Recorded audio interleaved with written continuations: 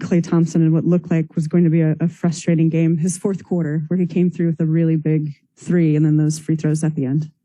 Yeah, it was great to see. It was a struggle for much of the night, but that's kind of who Klay is in terms of hitting big shots, big free throws. That's the kind of confidence he plays with, even on a night when things aren't going well. He's got the ability to step up and make the shot of the game. This wasn't the smoothest homestand overall, but you kind of come out of it 6-1. Is that just maybe credit to the defense overall? I mean, it does seem to kind of just be there every night for you guys. Yeah, the defense has been much more consistent than the offense for sure. And if you play good defense, you have a chance every night, and we've always felt that way.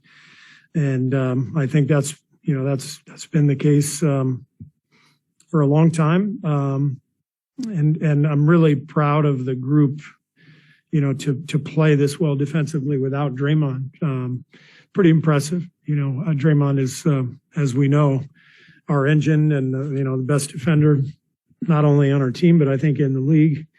So to withstand his absence and still maintain a pretty good defensive mindset and the work that it takes to hold a team like Brooklyn under 40% shooting, that's very impressive. So loved the effort, loved the guts that it took to win the game. Speaking of defense, the Nets went 1 for 10 when contested by Andrew. What can you just say about his individual defense? Yeah, Andrew was phenomenal tonight. 3 blocks, I think, and 3 steals all over the place defensively. And then on offense, he was our most consistent player. Kind of carried us in the first half, and he's just playing with amazing confidence and showing why he's an all-star. Even shorthanded, I mean, the other guys like Andrew and Otto and Jordan were able to really carry the team until Steph and Klay got going there in the fourth. What does that, again, just say about the talent and the depth of this team? Well, you have to have that. You have to have guys come off the bench and be able to perform. And we were shorthanded tonight, without Belly and just 10 guys available. And we really needed the spark that Jordan gave us. He had 6 assists and no turnovers, along with the scoring off the bench. So I thought Jordan was great. It looks like he's really settling into his 6-man role, doing a great job. Steve, are you a little surprised even by the fact that they defended so well these past few games without Draymond and Andre? Yeah. I mean, that's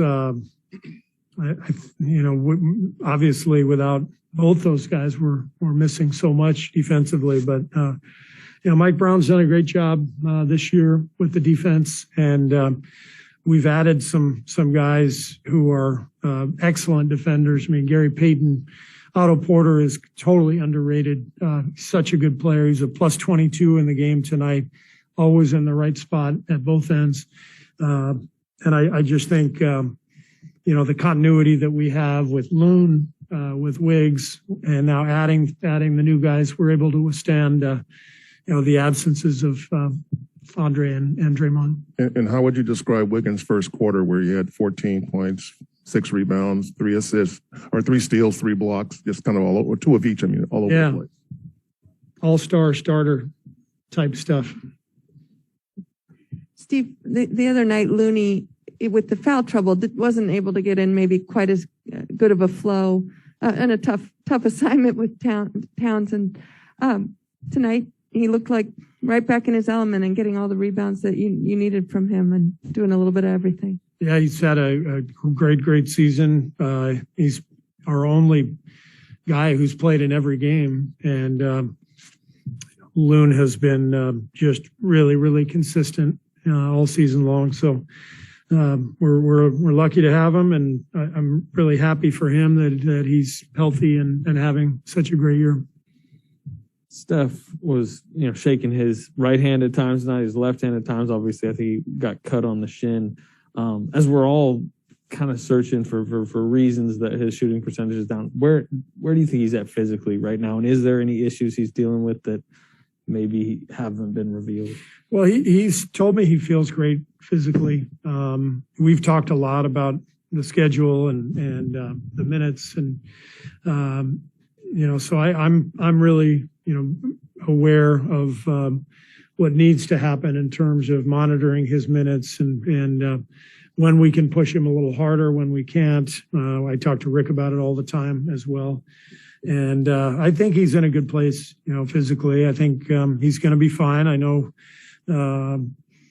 this is a question that I'm going to keep getting if he's not shooting the ball well, but I'm not worried about him. I'm just not. He's Steph Curry. So one of the great players of all time, and he's one of the great players in the game today. And he's had a tough night tonight, but guy helps us win routinely and does so much beyond just making shots. So it'll come around for him. I just wanted to ask you quick about it. Kind of was the play that sealed it, although Kyrie's three made it interesting. But just that pick and pop with Clay and Steph, how good was it to see that action work in that moment? Yeah, Clay just broke free and made a huge shot. I mean, I think it was a 1-point game at that point, and typical Clay, he was 1 for 7 from 3 at that point, and yet wasn't phased.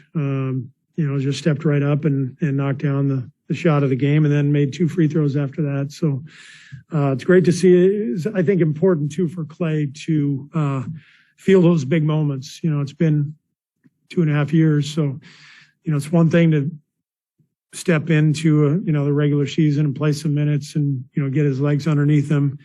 It's another thing to have the ball in his hands with the game on the line, and you can see didn't bother him one bit.